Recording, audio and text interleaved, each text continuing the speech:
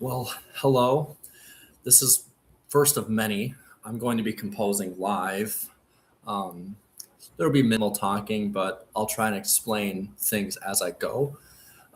Since this is the first experience and all that, um, we'll get the camera adjusted and we'll try to see the music best we can. Um, I can tell you a little bit of what I'm working on while this loads. That's going to be quite hard to see.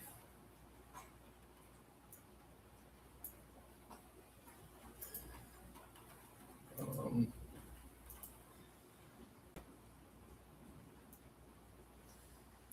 so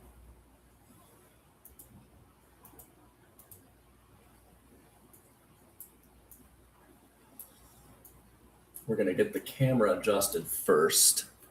That's really kind of the main thing here.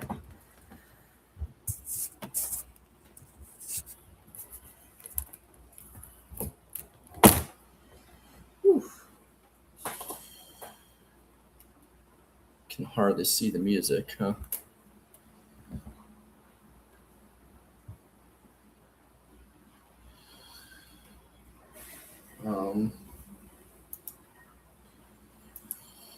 Let's turn the brightness down.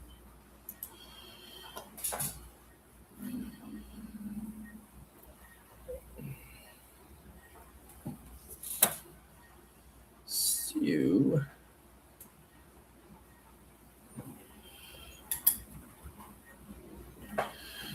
just getting these settings right for the first time streaming.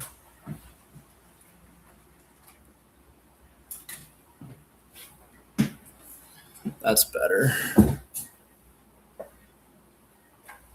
Why is it doing that?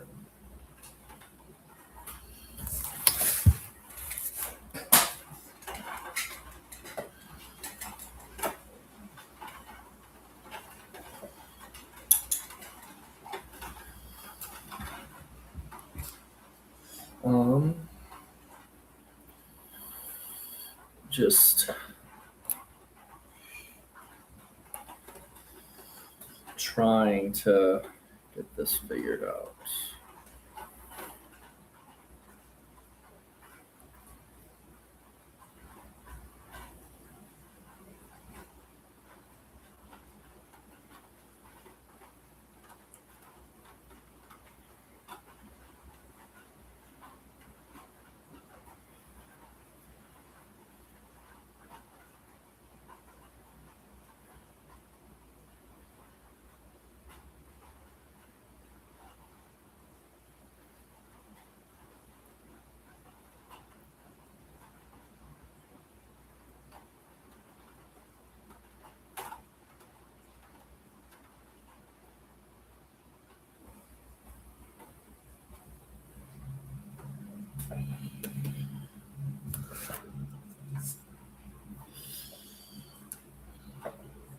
Let's see here.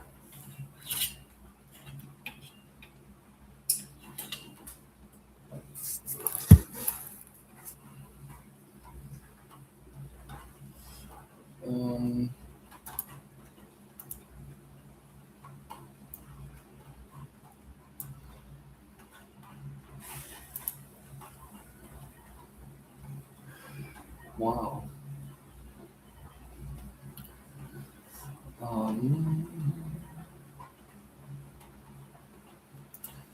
One more thing we could do.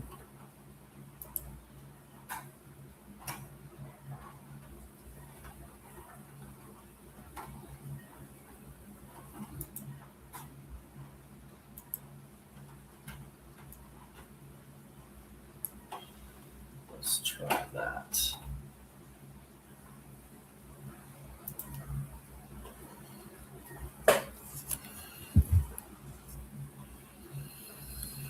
Wow.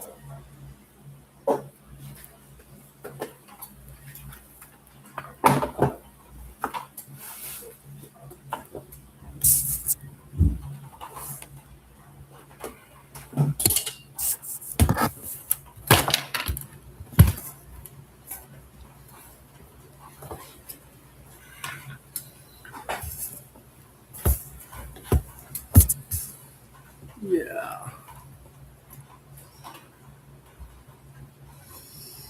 So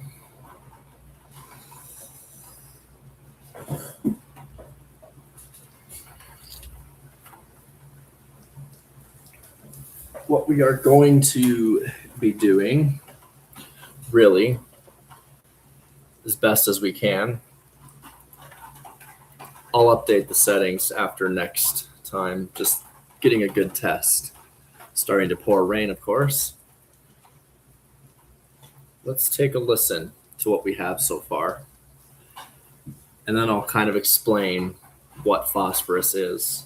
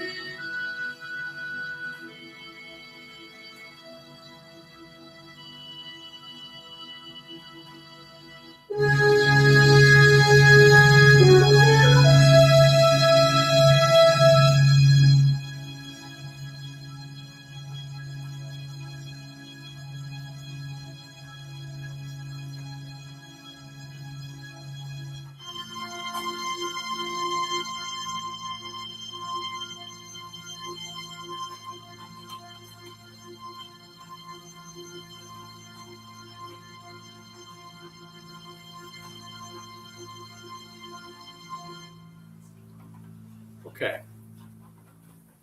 So, what is this composition really? Well,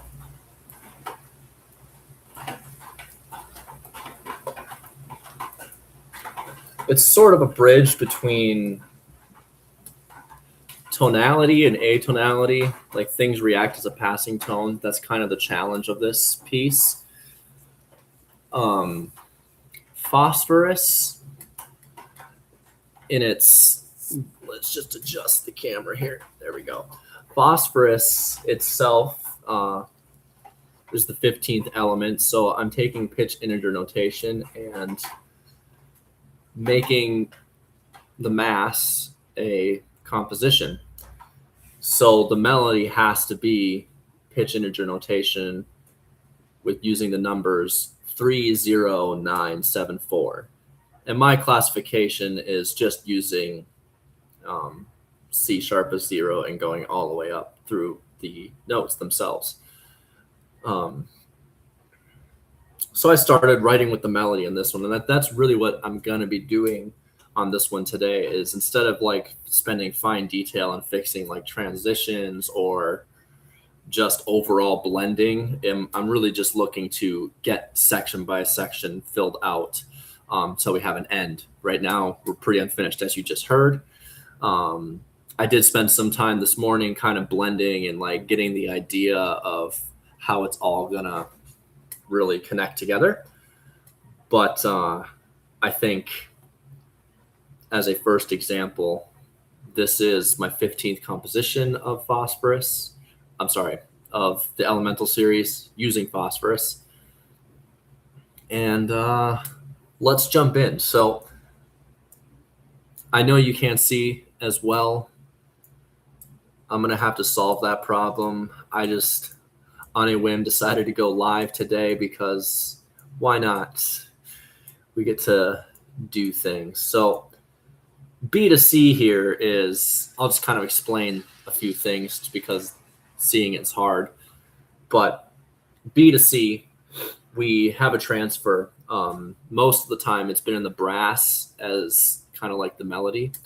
And I'm really aiming to have the winds take over here. So I gave the melody to the clarinet in B flat and some interplay between the oboe.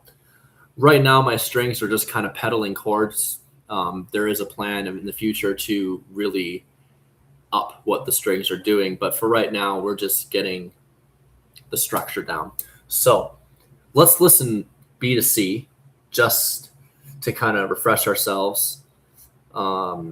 The melody is pretty much done. I'm not really going to blend as much. I have 2C, but I just want us to hear that.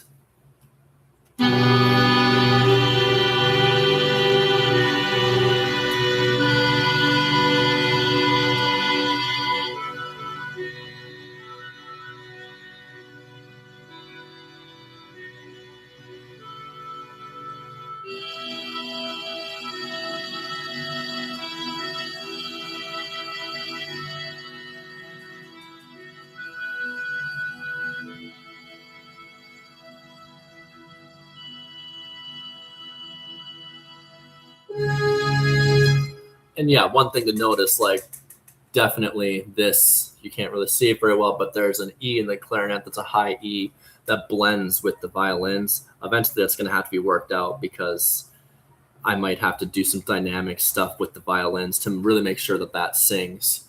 But for the time being, we do have a melody from B to C. So really our next focus has to be C to D, but D is unnamed because there's really nothing there. I think we can make D, though, just arbitrarily measure 50 on this secondary page in the middle that you see, the second measure of this line here. Another thing to note is since this is a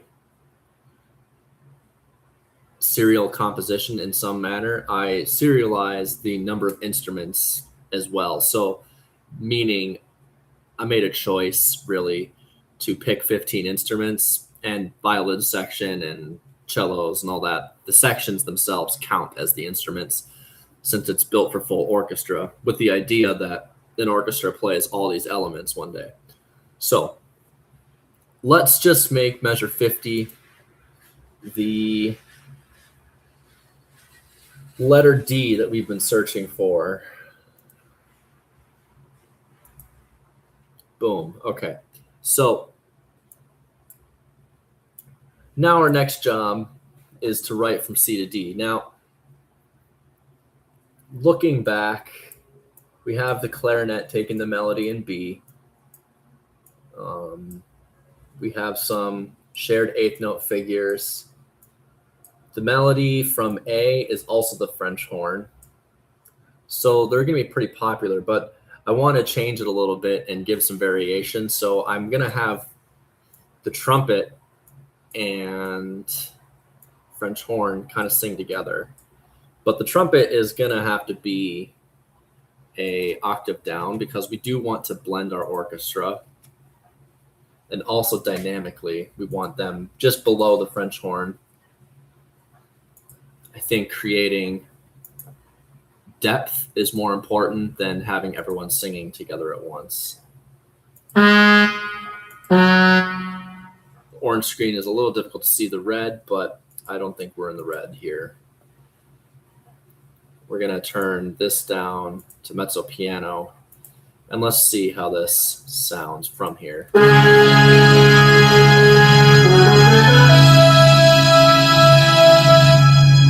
So definitely hard to hear. So I think I'm just going to Let's see, where is the orchestra at? They're at a piano. I'm even going to turn them down quieter. We're going to make them pianissimo, just so we can hear. And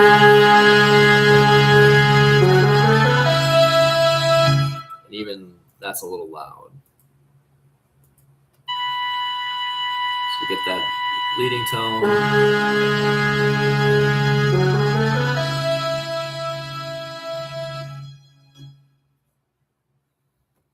Yeah. So I do think that this section will have tuba,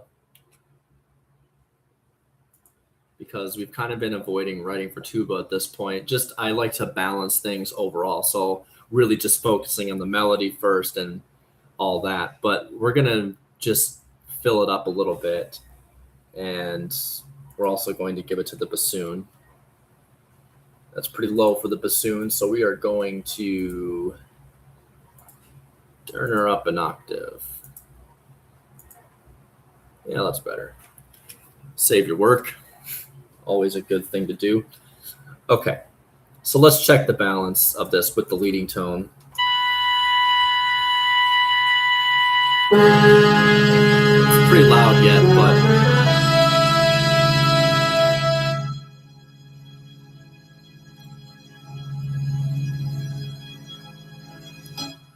yeah. I would even make the tuba pianissimo, maybe with them, have them do a mute, because we're trying to expand orchestra techniques. We're trying to push people past their limits. That's kind of what I do as a composer. I think it's important that we really make it work in that way. So what we are going to do is we're going to start writing this melody now that we kind of have some idea. Oh, and the instruments that I'm working with in this is a soprano line, a baritone line, flute, oboe, clarinet in B flat, bassoon, French horn or horn in F, trumpet in B flat, trombone, tuba, a guitar, which doesn't have a part yet. I'm going to write the guitar part manually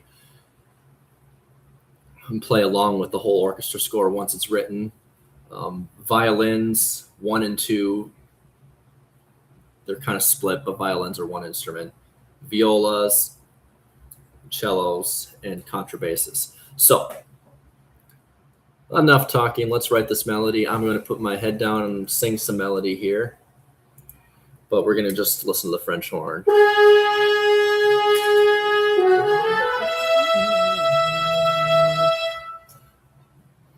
Da, da, da, da, da, da.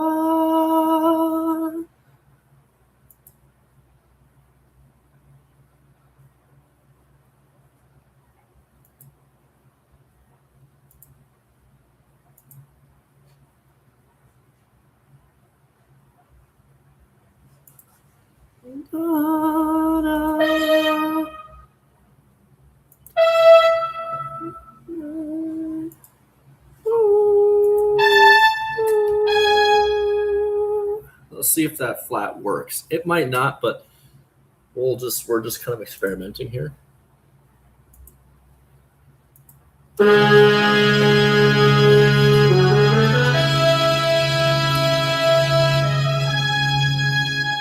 It works. So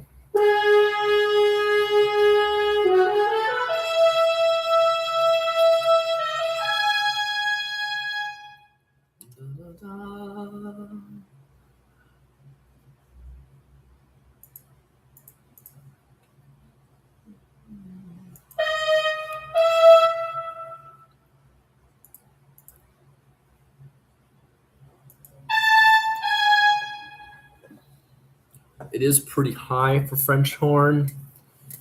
We'll see how it goes.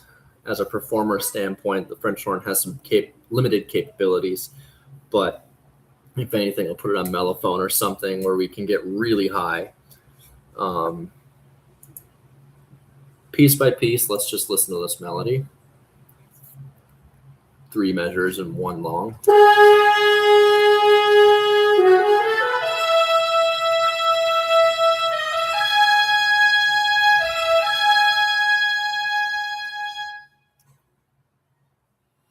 So we should take a whole beat rest here just to give them a little bit of breathing time.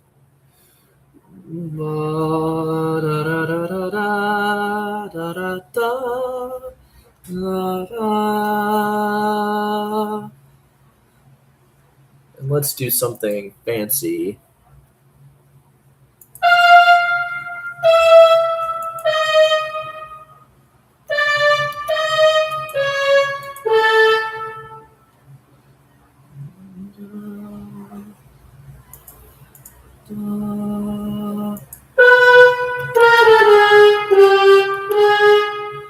Let's see how that sounds against the chord.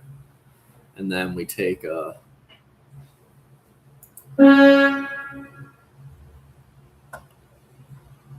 That might be a little much, but...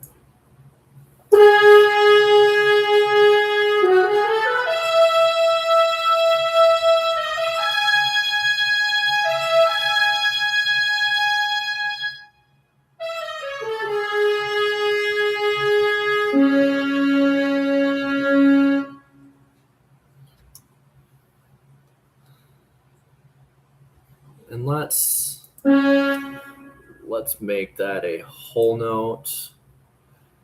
Then we're going to tie it to a quarter note.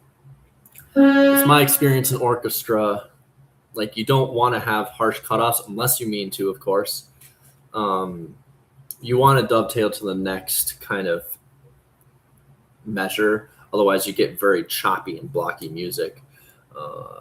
So let's hear that melody line without the harmony.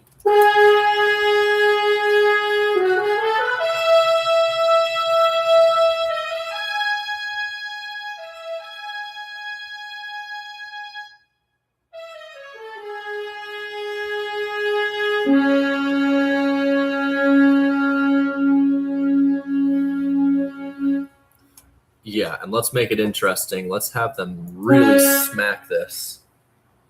Blah. And then we'll have them decrescendo down to almost nothing. Having that boom, boom, boom, boom motion will really help, I think.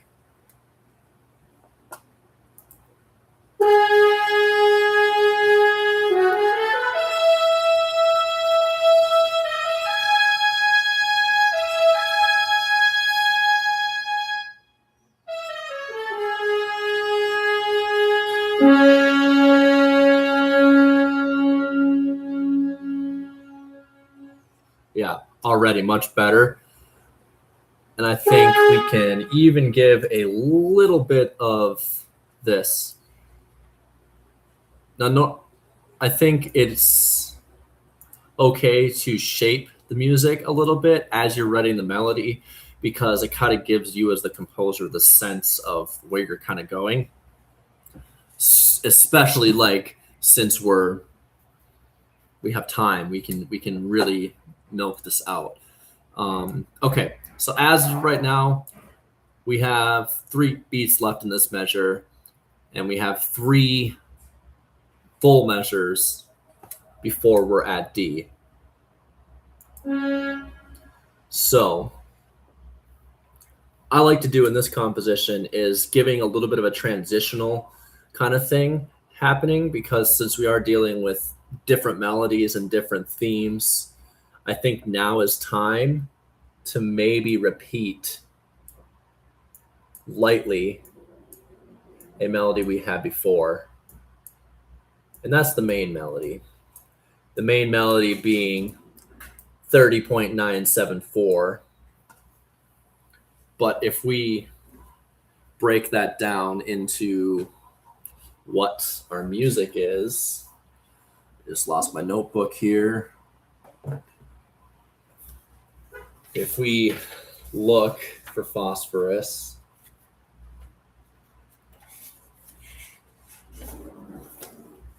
which is somewhere,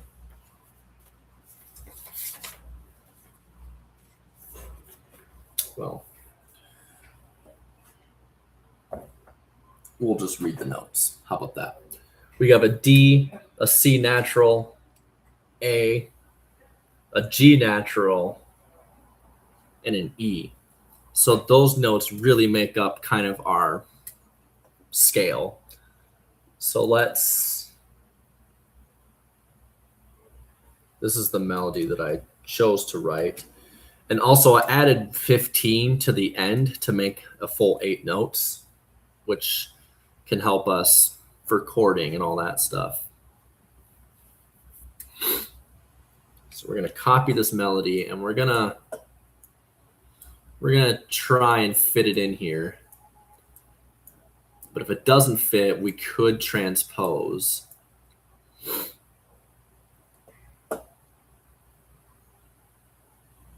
How many measures is this? Let's even see if it blends. It's a second away.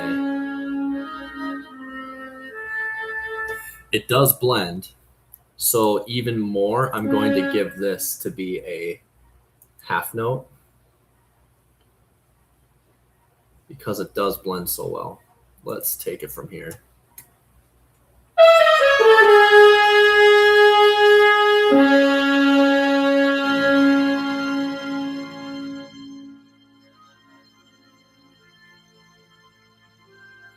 We get the harmony, which is really unstable.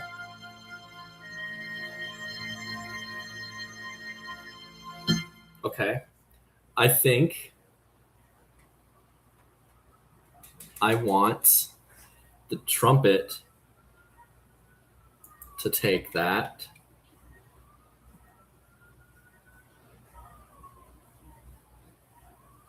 because what we're going to do here is we're going to have them double these measures from before.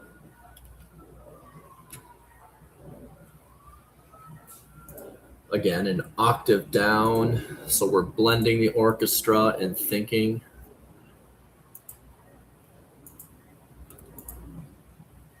Except that low's pretty low.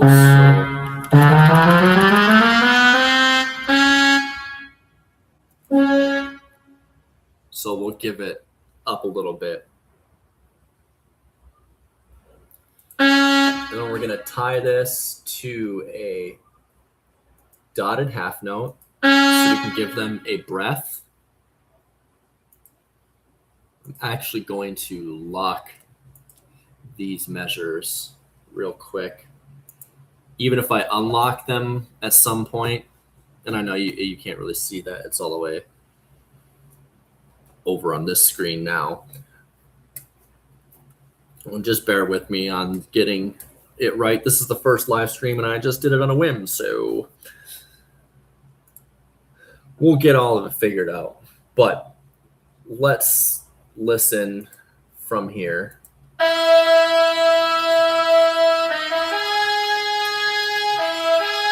you have this duet kind of happening.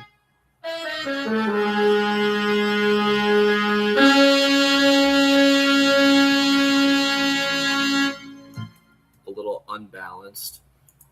Again, they're going to be up here. I'm going to have them play piano.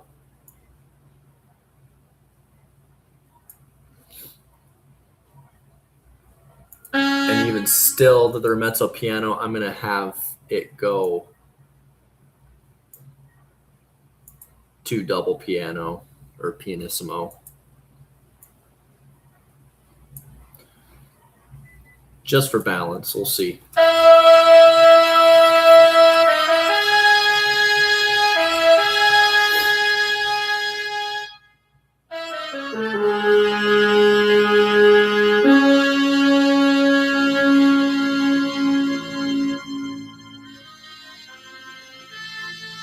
Not bad.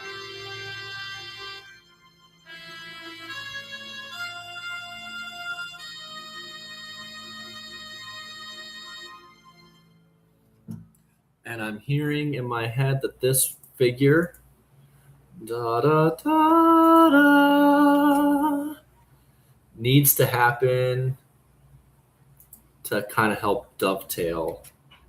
So we're going to put that in there.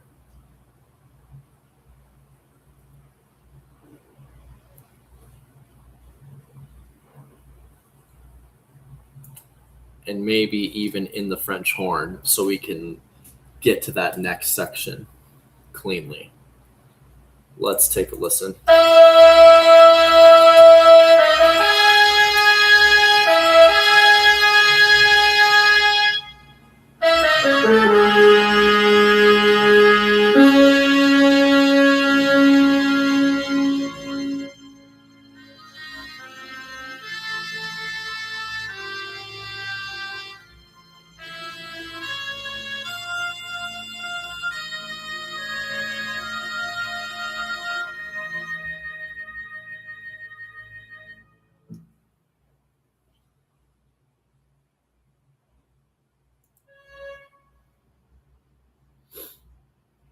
Okay. We probably want to jump this up to piano just to kind of match the rest of the blend of the ensemble, the orchestra here.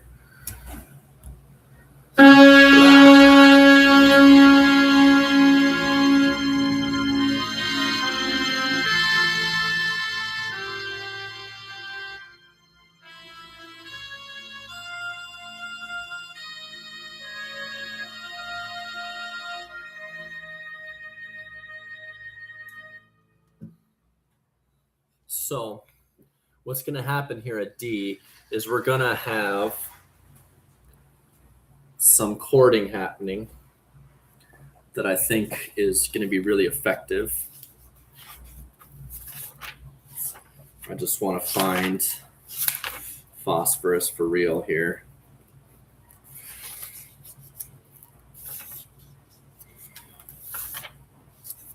Okay. So yes, I have,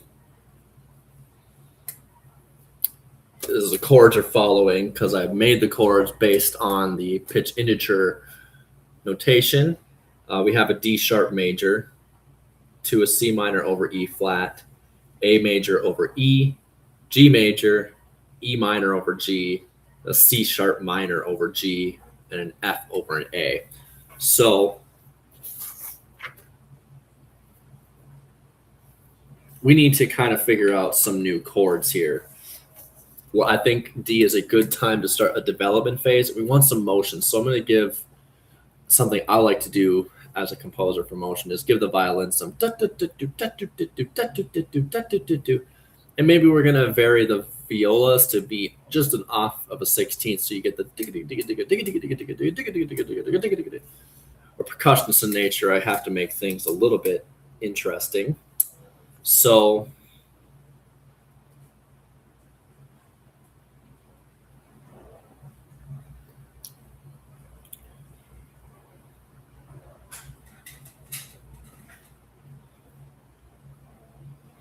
it seems that we are notating a D sharp chord with at last known a D as an A sharp in the bass. So what we can do is this development.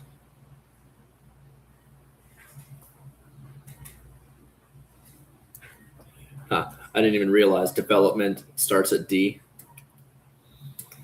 Those little mini things happen as a composer. So we get a D sharp over A sharp. Other words known as our one chord. So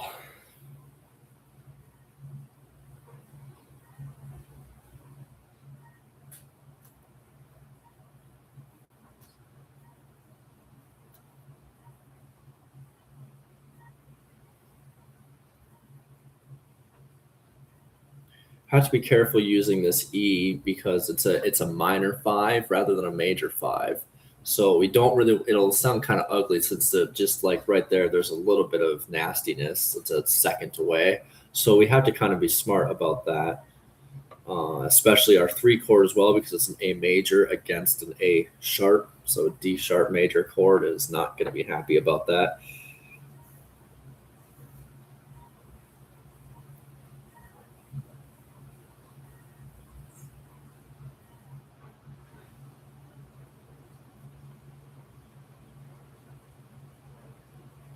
It is pretty atonal in a sense. Okay, here's what we're going to do. We're going to outline the harmony first. Let's get our motion going. So I want 16th notes. Let's see.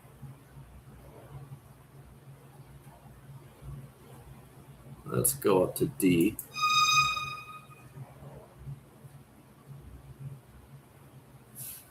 So I want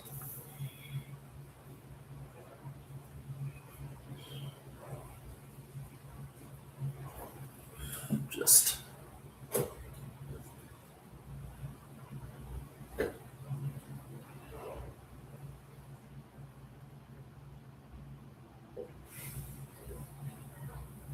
well, our chord is not, our D sharp chord is not, there's the A sharp isn't in the D sharp, it's just kind of over it. So it's kind of acting as a harmony.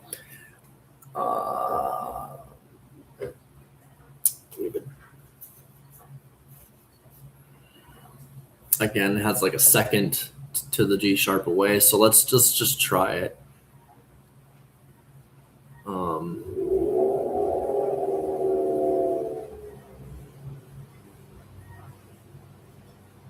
Well, that's an A natural. That's what we have here, actually. Duh. Just play on my piano way over here.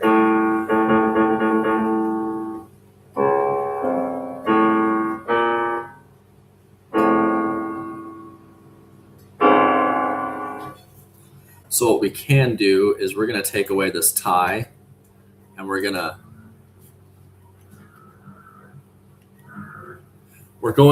kind of adapt what I kind of said before. This is the fun thing about composition is, you know, I was kind of looking at the chords and figuring it out. So I'm actually, it's just going to be a D sharp over G sharp, which is in the key of that chord. So we have a C sharp. I'm sorry. I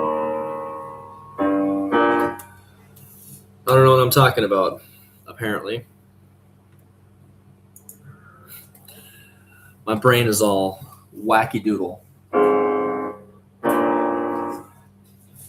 We have a D sharp chord, which is acting as an E flat chord. So that was why I had this.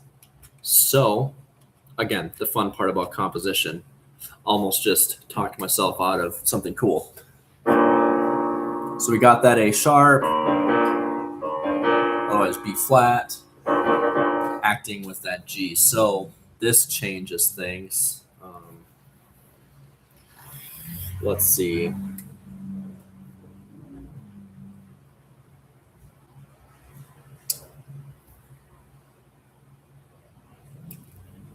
G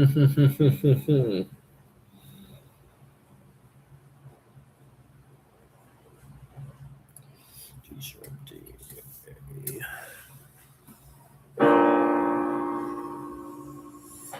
Yeah, okay. So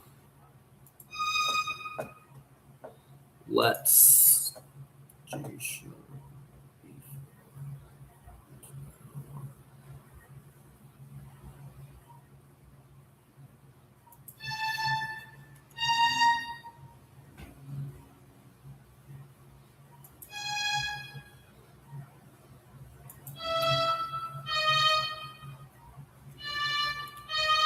Let's keep it in the key.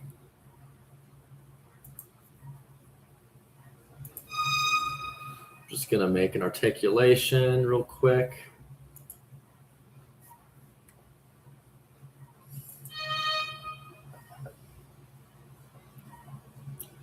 Got really cold outside all of a sudden. Let's just give this a, yeah, ba, ba, ba, ba, ba, ba, ba, ba. Not bad, not bad. So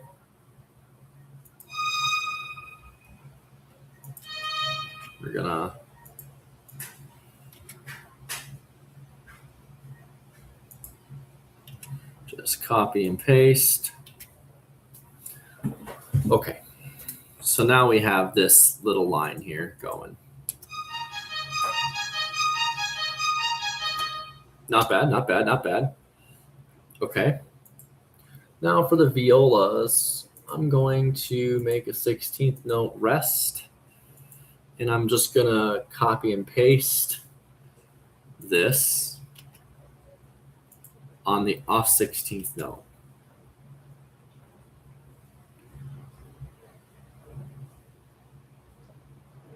I want to see primarily how this is going to work in my head. Well, hello, Gigi. Gigi is our cat. Come here.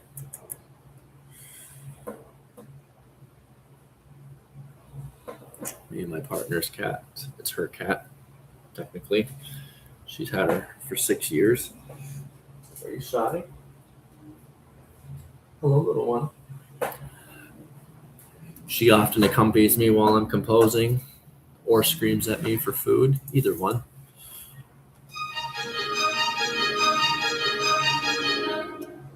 Yeah, that works. So I think the violins here will need to be loud. And then the violas, we're going to put them underneath. So we're going to make it mezzo forte. Let's see how this sounds. That's too loud. Let's rebalance. No, I want you to rebalance.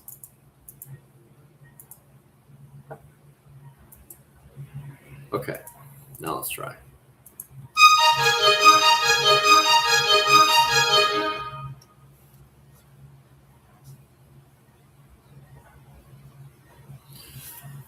So this is interesting. I want to hear it with the harmony. So I'm going to start back at measure 41.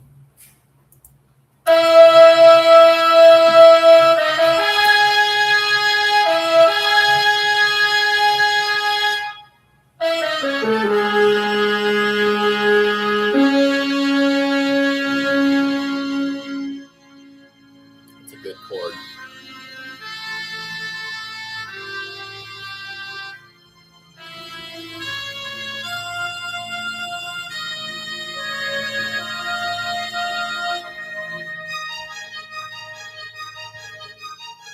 Okay, so what needs to happen is on beat 4, we're going to have a fermata.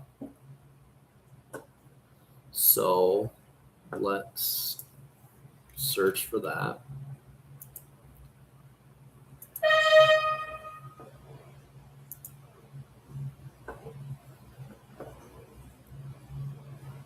And then we're going to have a ritornando.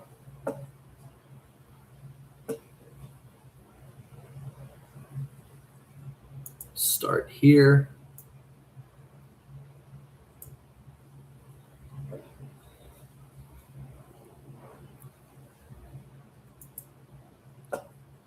And then with an a tempo here. It's a little sudden.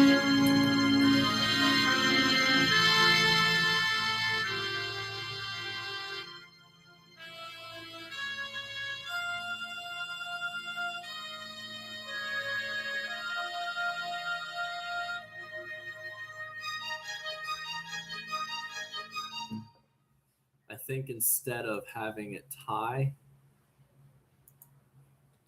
we're going to drop these two down an octave.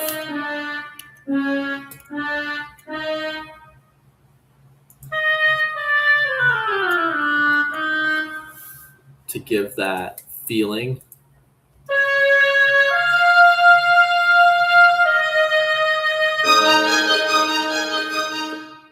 Except I really want this to be long, so I'm going to put a long fermata on top. which you typically don't see in orchestras, but I'm a composer. I can put in what I want.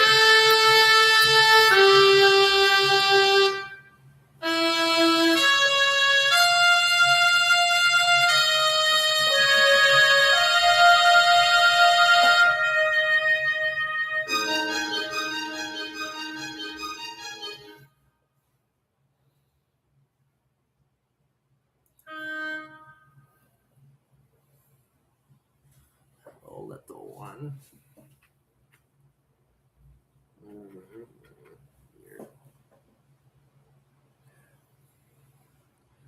We're just chilling in the corner here. Okay. So I'm thinking we give these forte piano. Let's see how that sounds. I mean, this is kind of getting into balancing.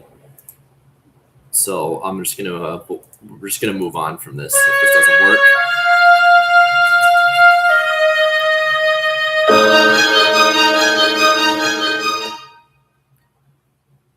Yeah, definitely doesn't work.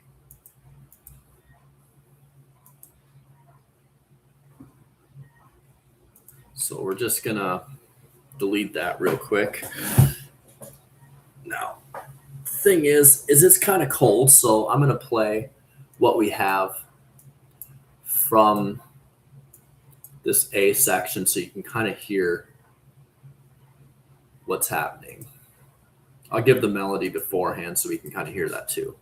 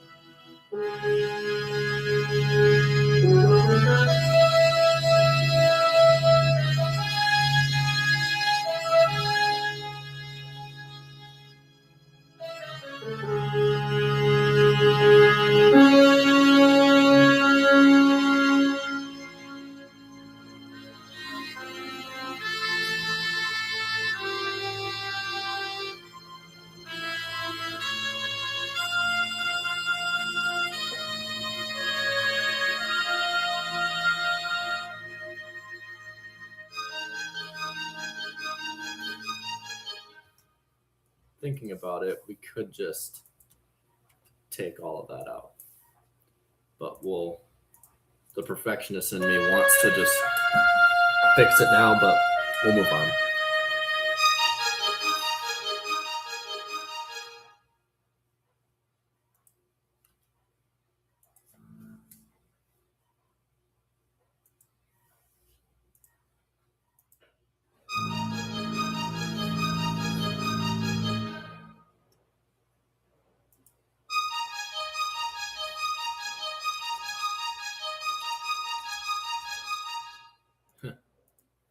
Like looping.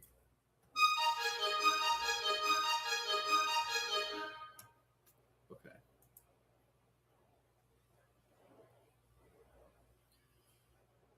Think now's the time to kind of get this going.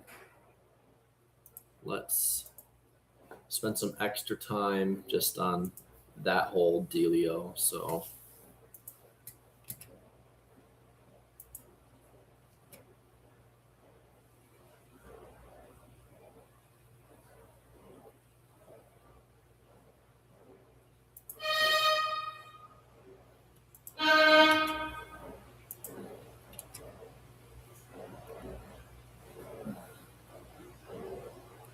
Let's see if that actually still works.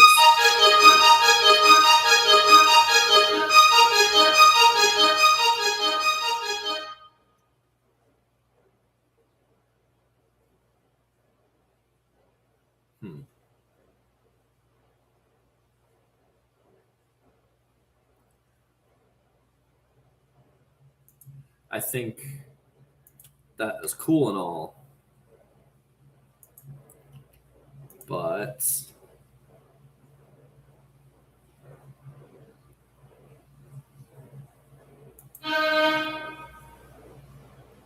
there's something about just resting there that makes the melody really sing in this one when we're building this.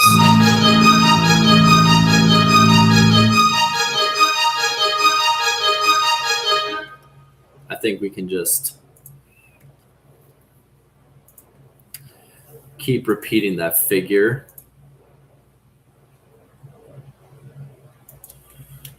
over and over again.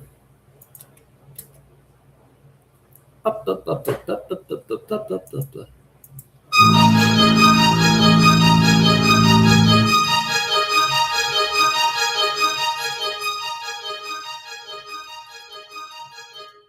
Okay. So we want our one chord there.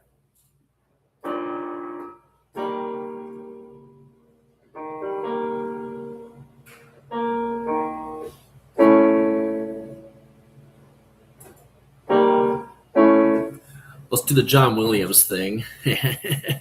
And let's go to A major. Now we have a major 3 in this. So let's utilize that, since I'm gonna, let's test this and see.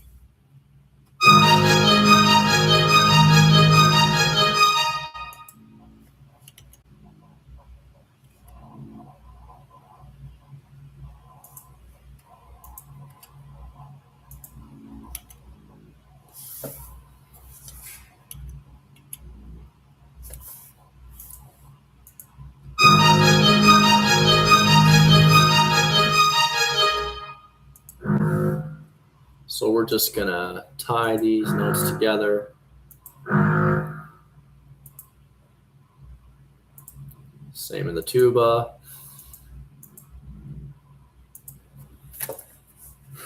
Now,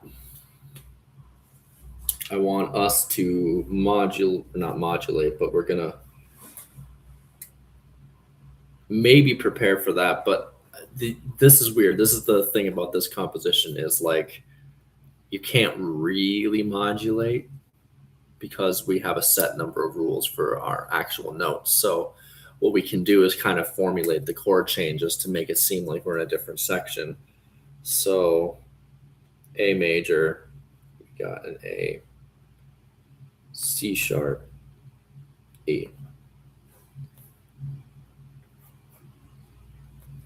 Now, I will have to get to the motet at around 2:55, so we got about 10 more minutes on this dealio. Well, I'll actually go an hour. Let's see here. I have an hour before I have to leave. So let's just outline this chord and then we'll come back to it. And I'll be working on this piece throughout the week, next week, and our next live video. You get to see kind of where it's at. But let's do the modulation. First of all, let's copy and paste our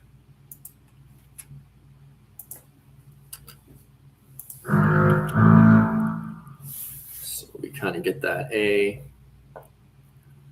And I'm going to just do it the fast way, kind of.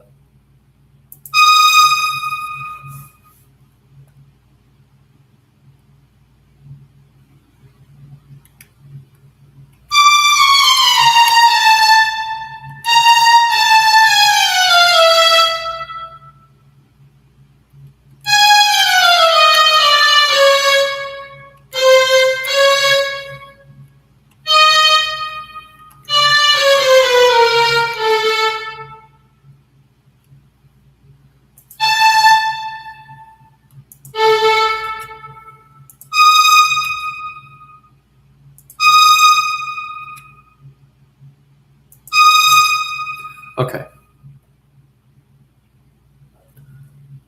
I'll just do it this way.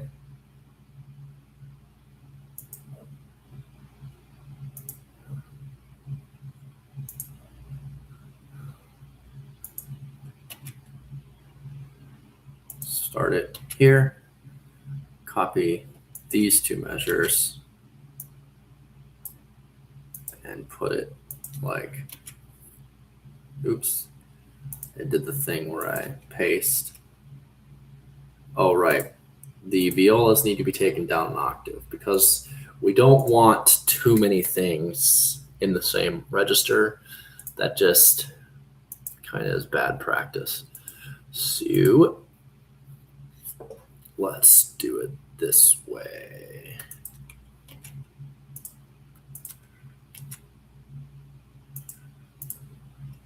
Boom.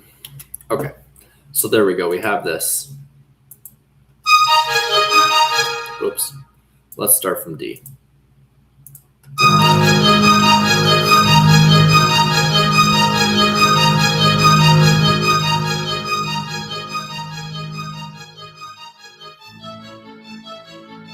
Yeah.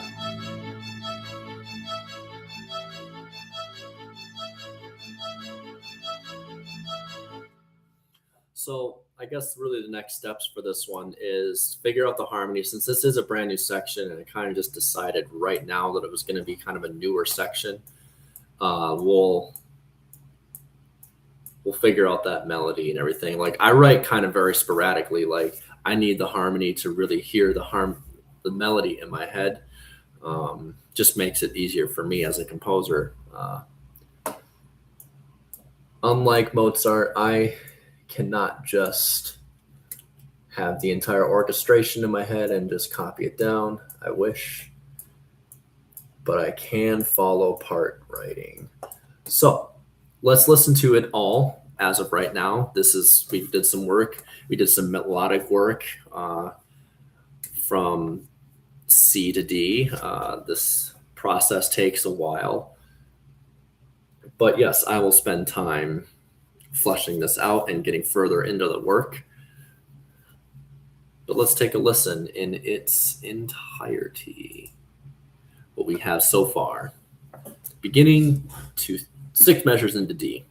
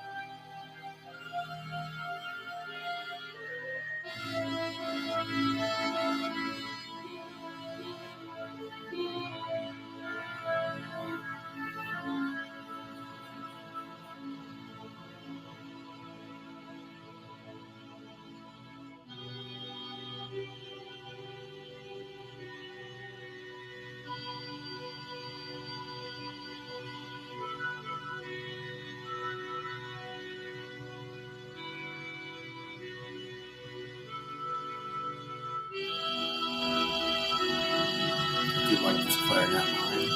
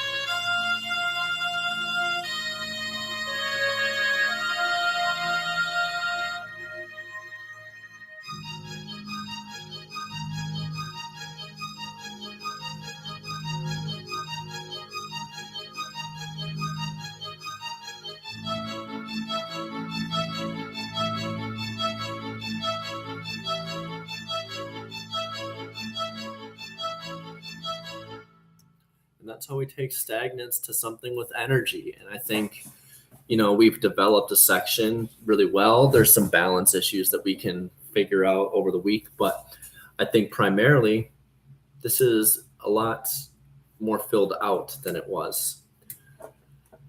So we're going to save that. Always save your work. Now let's pull up this. Now, again, I know that you can't see the screen very well. I'm hoping to fix all that good stuff, but this piece is very interesting. The Magpie. The text will be to Yorvor Winter's poem, The Magpie Shadow, specifically. But this one's plan really is to have a winter harmony, a spring harmony, and a summer into autumn. So right now I'm really in the winter part. It's set for all choir, so SATB. It's my first motet, and I'm kind of in uncharted waters. So I have it in G Dorian in a way, but we're kind of getting a little experimental with chords. Like the first part here, we're utilizing a G minor 11 to a G minor 13 to a C 11, D minor 11, B flat major 9, and F major 9. So we're kind of getting a little bit funky with the harmony, but nothing wrong with that. So let's take a listen to this. The biggest thing that I worked on today on this really was kind of getting A to B figured out, because that was very interesting. But we have a little bit into B. Let's take a listen. We have exactly 17 measures in this piece. So I haven't really done much work on it. So this is very bare bones, but the choir itself, I think, sounds very pretty. Let's have a listen.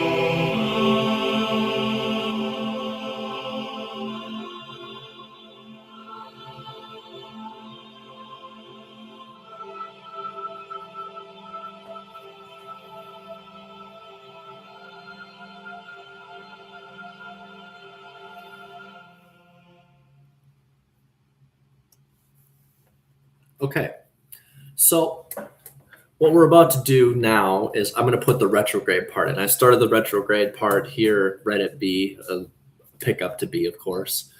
and we're going to go the chords backwards. And what I'm hoping was, I was kind of experimenting with like, how do I get it to set up for a transition if I need. And we'll see how long it is. I mean, right now it's 2 minutes and 12 seconds. So that's pretty decently long for a choir piece already. So what I'm going to do is I'm going to go the retrograde. Will probably be about 4:30-ish, maybe 4:45 because of stretching and all that stuff.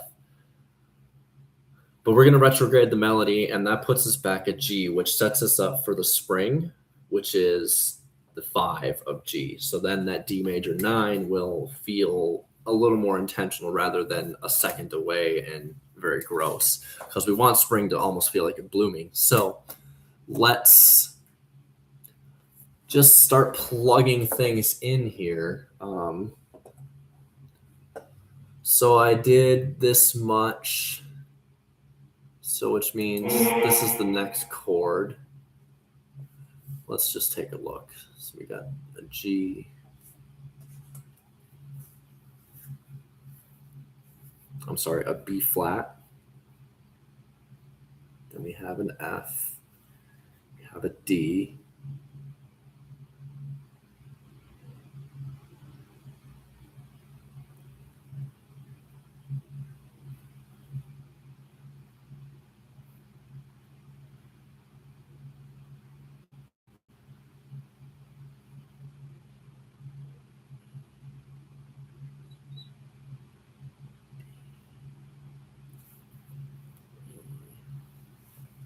That G minor 13 chord has an E in it. So like what we'll do here is we're going to take the bass chord.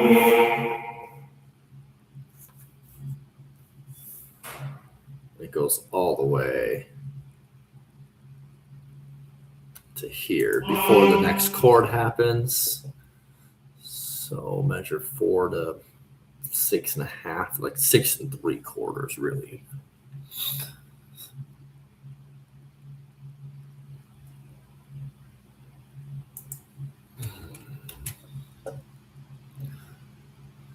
So now we got to change the notes to what's actually happening. This B flat can be shared, I think. That's totally okay.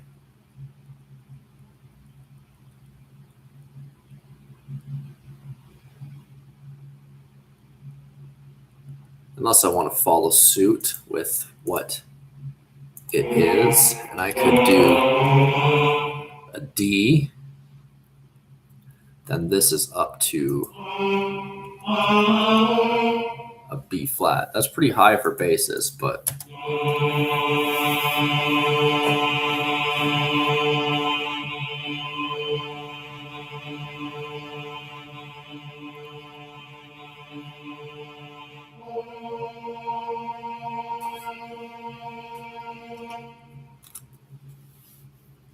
yeah, because in the original I have B flat to G, which is that third relationship. So that works just fine.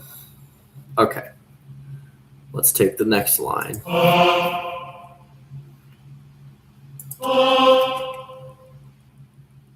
This starts on beat 3.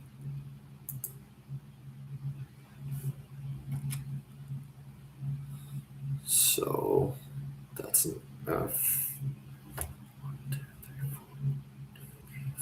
I'm going to have this guy start on E.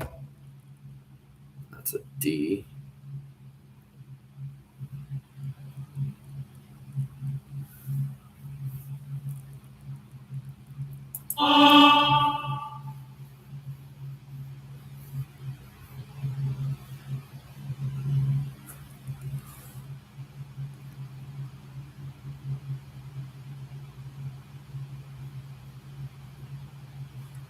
A C would be appropriate for the B flat major 9. So we'll put them at a C. And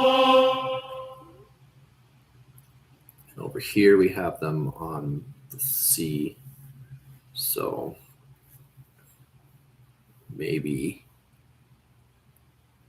which way are they going? They're going down a full step.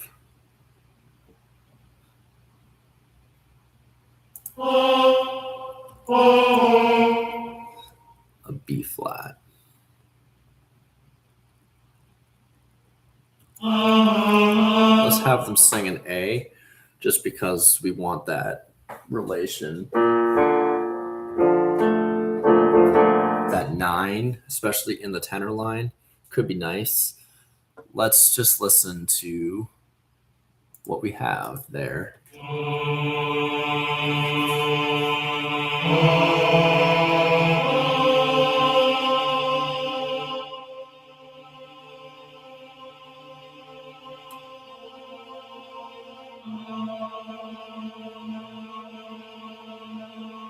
little crunchy. It's a little crunchy, but let's see how the other parts sit. And we can make some adjustments if needed, but crunch is okay, especially in the modern day. Like, we don't need to be following any sort of rules. We make our own rules. I don't know if I said tenor or alto line, but that was definitely the tenor that I just did.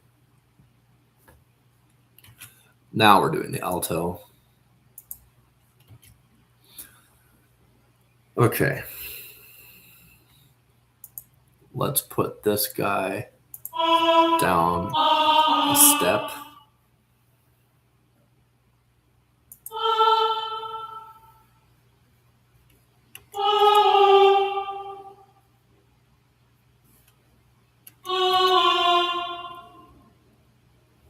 Yeah, let's make him do F.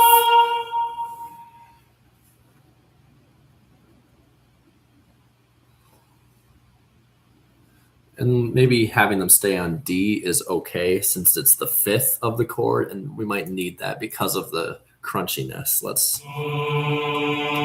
save our work.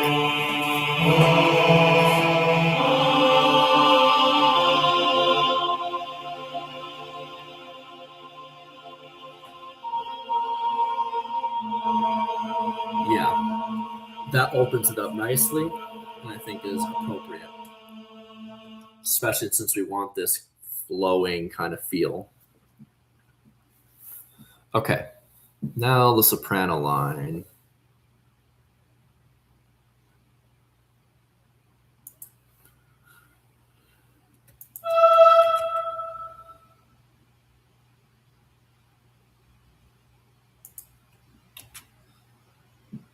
Okay.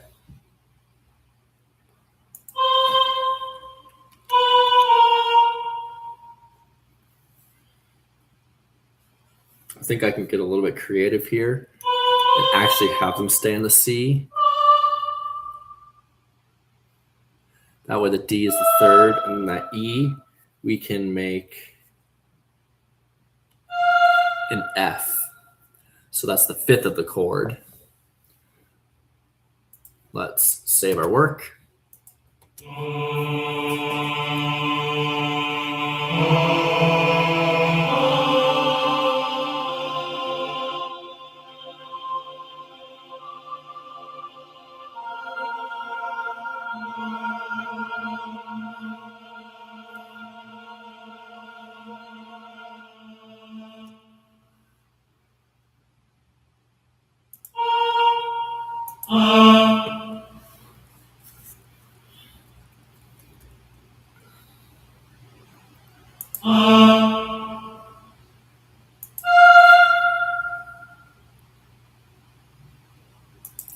Let's try something a little bit of creative and have that soprano line hit the high A, even though that might be a little much. Save your work.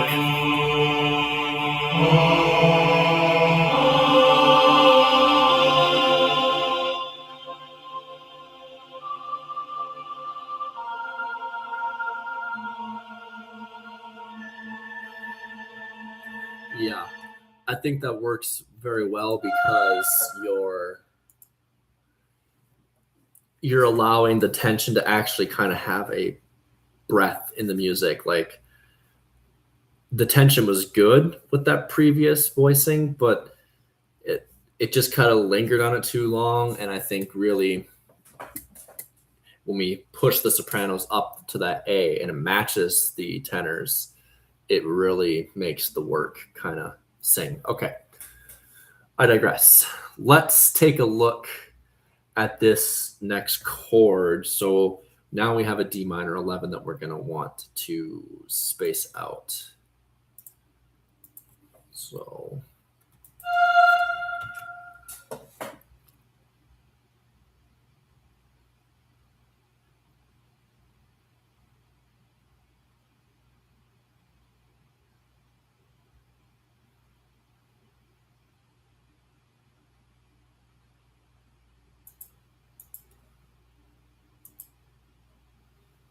right. Okay, let's actually, I want to do this first. Get our bass.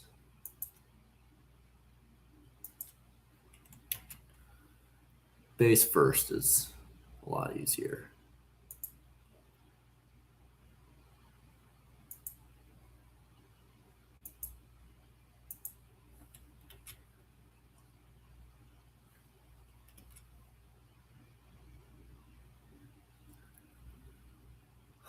This is different because our time signature is a little bit different here. This normally would be going into a 5/4, but we are changing a little bit, so the notation is going to change accordingly. Let's just, I want to listen from here.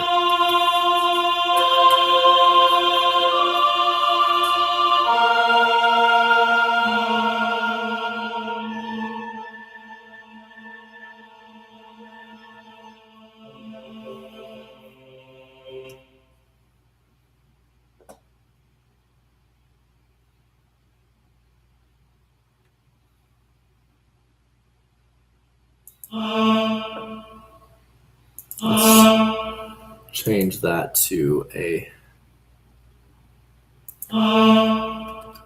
half note and tie this to an eighth note real quick. That's the challenge with this piece, is making sure everything is synced.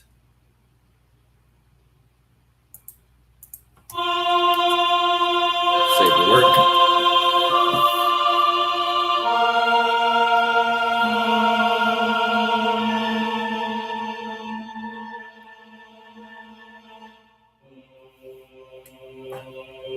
Okay. That doesn't necessarily work there because this is a C is supposed to be a D. No. Okay. Now we need to nope.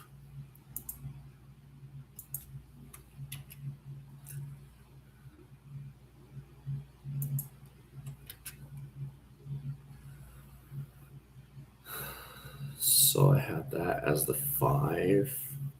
So maybe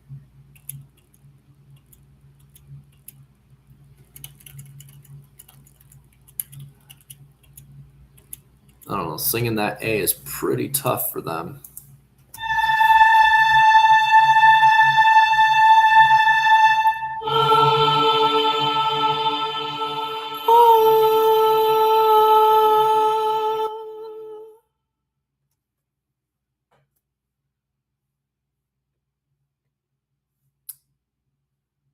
Well,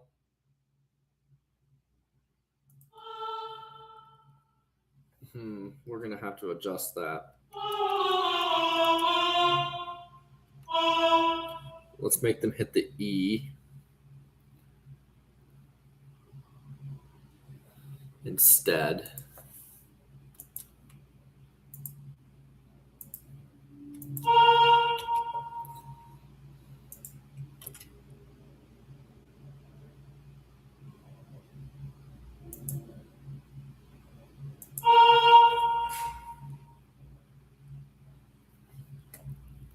top note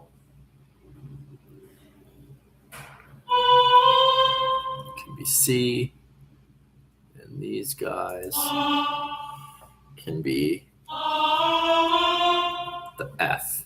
So we get that relation. Let's listen.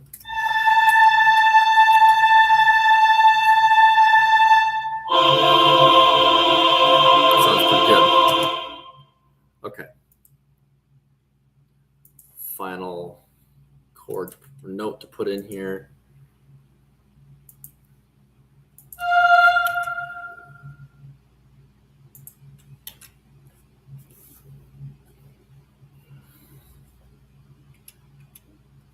Let's have the sopranos go down to a G. All right, let's listen from B just to get perspective. After we save our work, let's get perspective.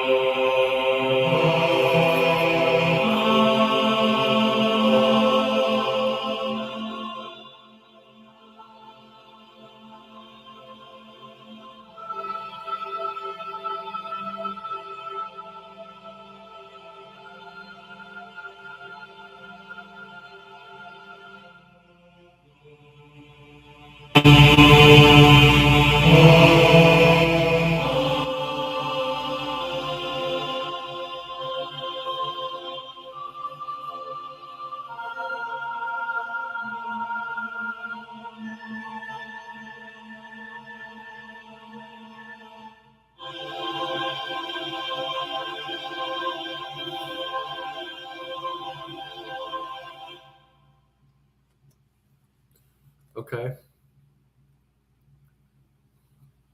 Again, I'm going to probably have to go through and divisi up a part for the sopranos there. But let's just get the skeleton put in of the part. Like, we don't need to worry about that stuff quite yet.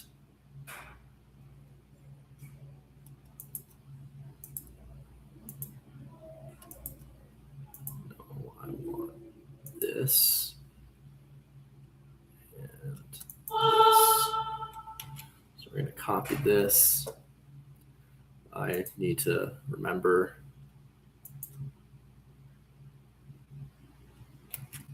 that's fine for this measure.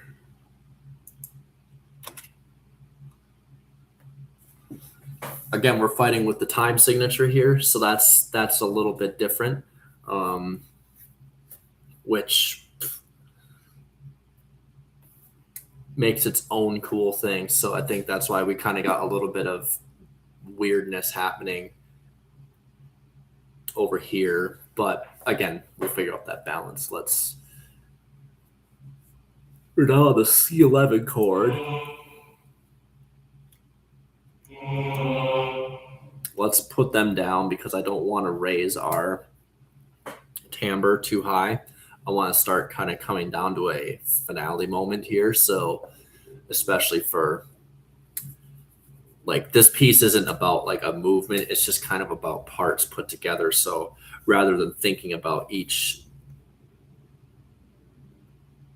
season as a movement, we're thinking about it all in one piece. So it has to transition. So we're going to start to make this a little bit lower. So let's make that a C. Now let's get our next part. Doesn't matter for that one, but it's going to matter for accuracy in a moment here. Okay.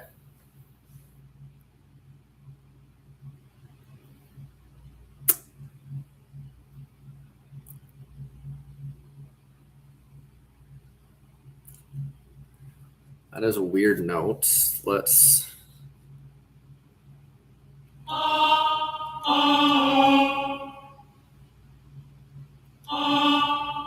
make them do a D11, hitting that D note.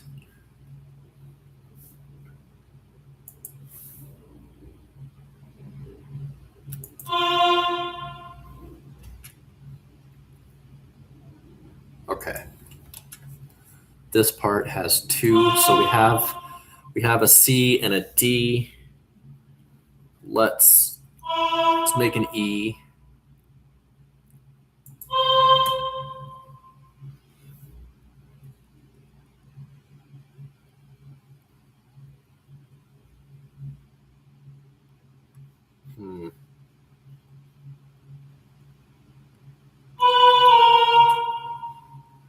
Get that B flat in there, I think, will be really wise. Have a passing tone right there. Okay. So we have yet to use an A, so that A is good there. That G is going to sound a little close, so let's make them do an F. As we're orchestrating down, we want everyone to kind of be moving down mostly. So let's start from here. Save our work.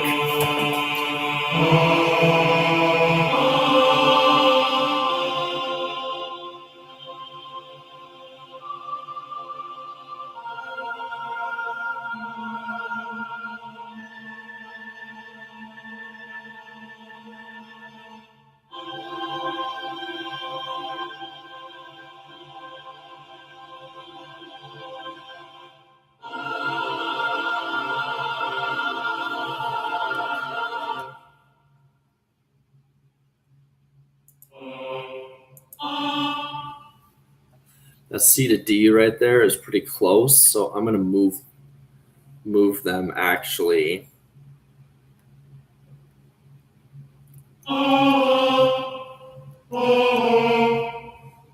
down to an A. Let's hear that, just because that was just a little funky. Tension's not bad. But coming from this chord, I think we need something a little different.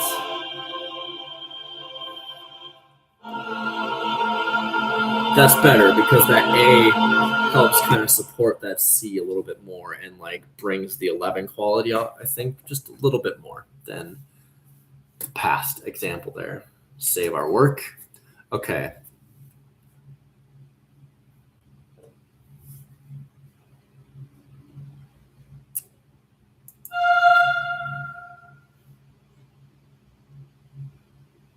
One, two, three.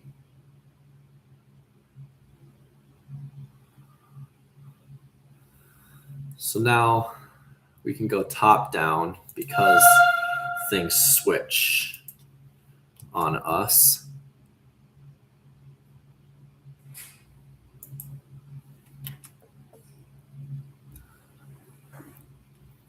Let's see here. So pretty sure we just have 2 chords left. This chord. Again, there's like a little bit of a transitional kind of thing. So that's going to be an interesting thing to figure out. Got about, I just want to get the chords in the last 2 chords, and then I'll work the transition out when I'm working this week on this. Okay, let's get this rolling here. This is a passing tone. We'll make it E.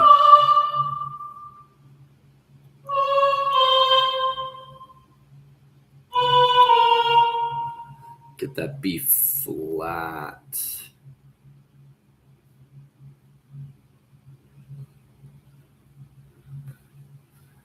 Because again, I want us to kind of start syncing, even though that it's a little different.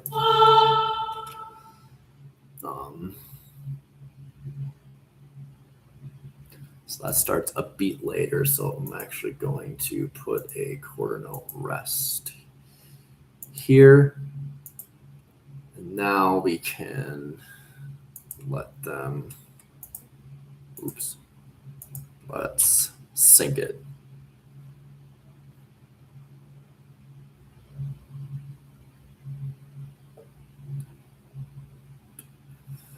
Okay, that's synced with the right rhythm.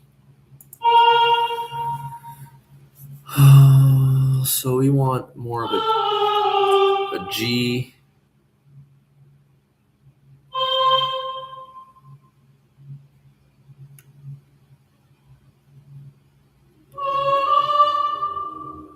Let's make our alto sing that high D.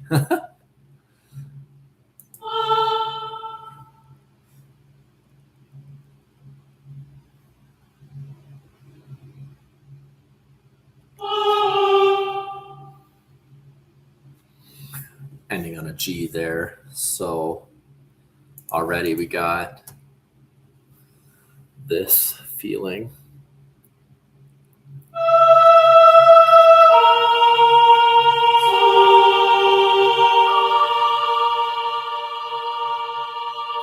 That is different.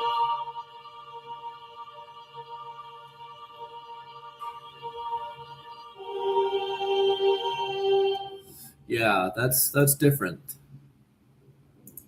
Let's hear it with some context. Save our work.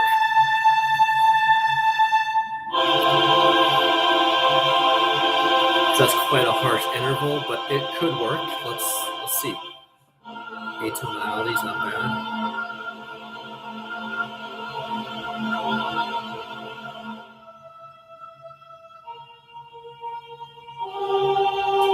You know what?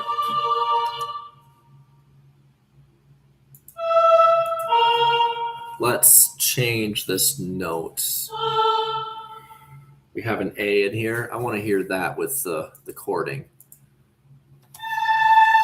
It makes the G and A at the end a little bit closer, but it could work.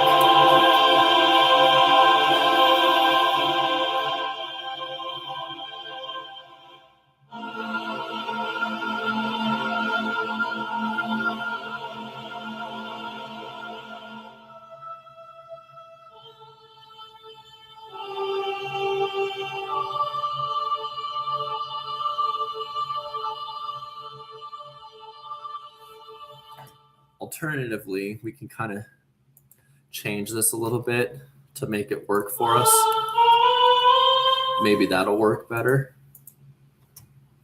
Start in silence.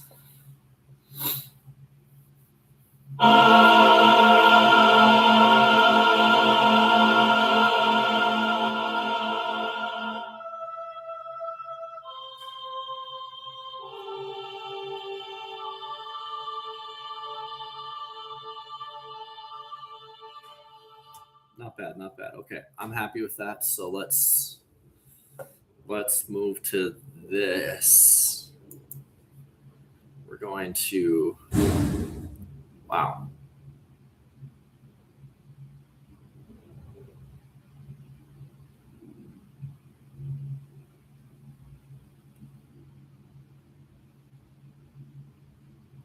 Just thinking.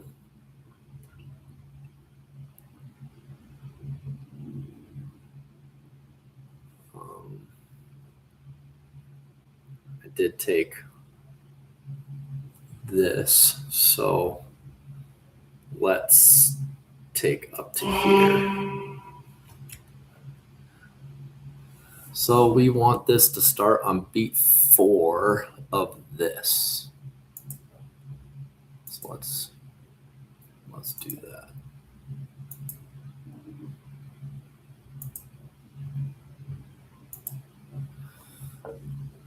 Because this comes in on beat 4.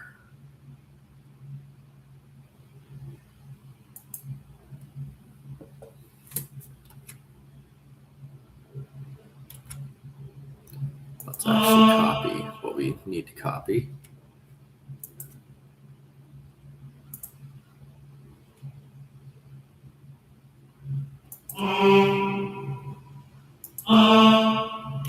Copy beat 4.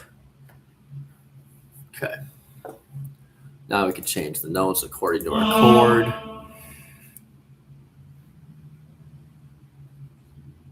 That A is actually good.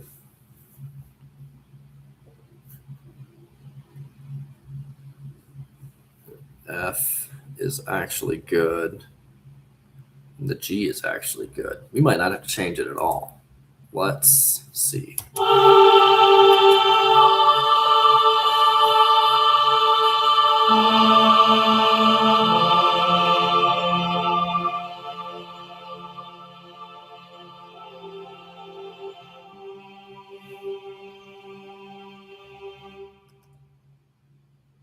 going to change it a little bit.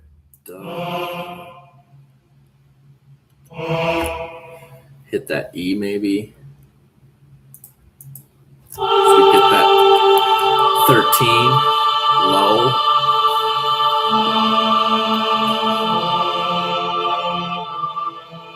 Yeah.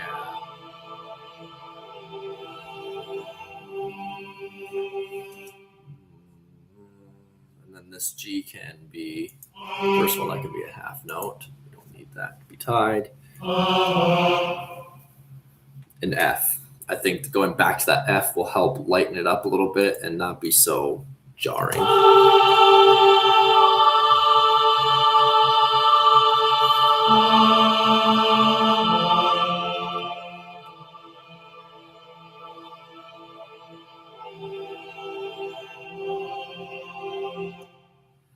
Or, since we're part writing, we get that 5 of G. So that's probably the best alternative here.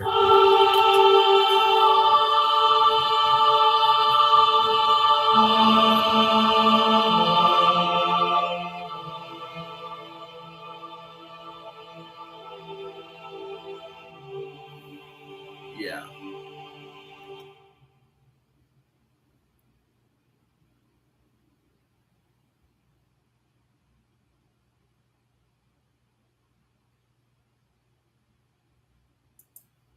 Since I want to kind of start ending it, I'm going to put a G here in our sopranos. So that way it kind of tells me later when I'm doing it this week that, okay, I'm actually composing the end here. Let me...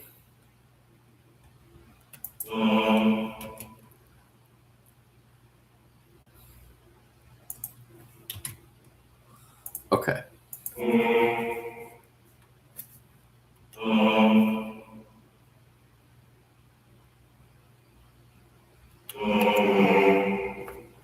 Get that G.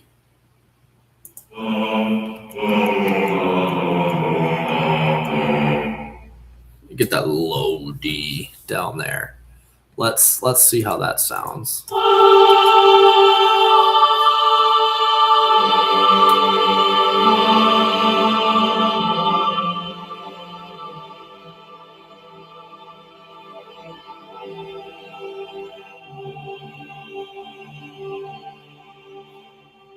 Okay. So yeah, that will be a good spot to start the transition. Like G13 and G11, like it doesn't have to be exactly the same chord because we're really only just utilizing that E as the 13. So then the 11 will get kind of pulled into it as we take things away and move to a D major 9. And the good thing is I have a low D and a low D in the tenor and bass. So we've already set up the flip-flop of the harmony rather than having G as like the home bass. We're kind of prepping for that D major 9. So I'll work on this during the week, and our next video session is going to be next Friday. I'm going to start a little bit earlier. I think I'll start around 1 or 12:30 if I'm lucky. But yeah, there's a lot of moving parts to composing here. We're going to listen to the full thing again. Like cutoffs haven't been really blended yet.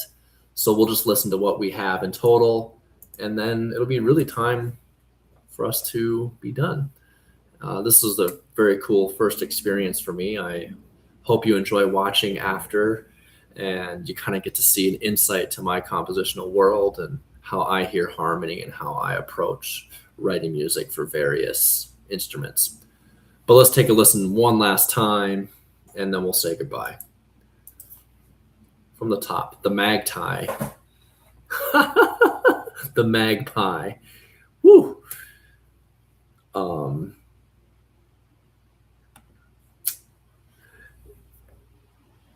motet in G Dorian-ish. Let's give it a go.